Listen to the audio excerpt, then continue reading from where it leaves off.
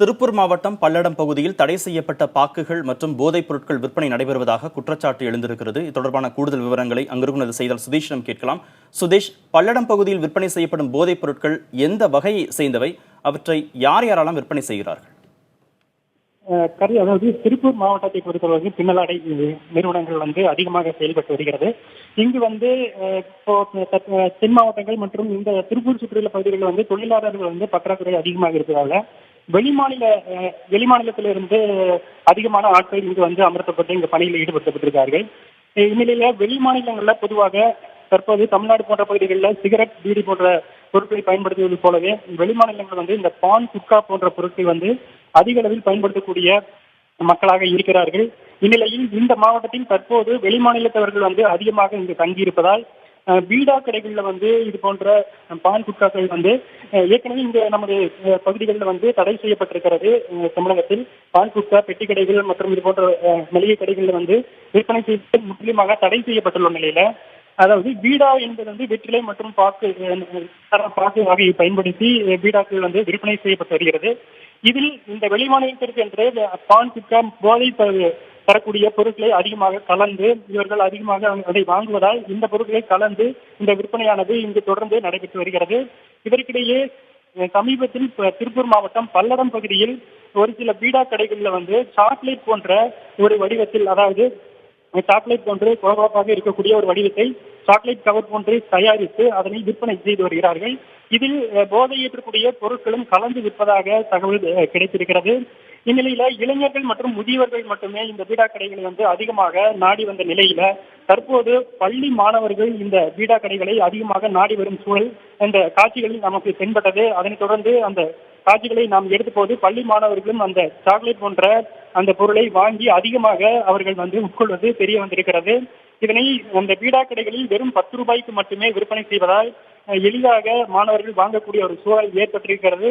இந்நிலையில இந்த மாணவர்களுடைய வரத்து அதிகமா இருப்பதனால இந்த கடைகள் குறைந்த அளவே விற்பனை செய்யப்பட்டு வந்தது. மேலும் சில கடைகள்ல பல்லடம் மட்டுமல்லாது திருப்பூர் ஒட்டியுள்ள பகுதிகளிலும் பீடா கடைகளில் இது போன்ற சாக்லேட் விற்பனை அதிகம் விற்பனை செய்வதாக தகவல் வெளியாகியுள்ளது.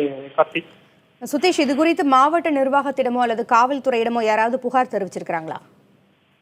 அதாவது பீடா கடைகள் அதிகமாக செயல்பட்டு வரும் நிலையில இது போன்ற பொருட்கள் விற்பனை சமீபத்தில் தான் தற்போது அது மாணவர்கள் அந்த கடைகளை நாடி செல்வதால் ஏற்பட்ட சந்தேகத்தின் அடிப்படையிலேயே சமூக ஆர்வலர்கள் அந்த கடைகளில் சென்று விசாரிக்க தொடங்கினார்கள்.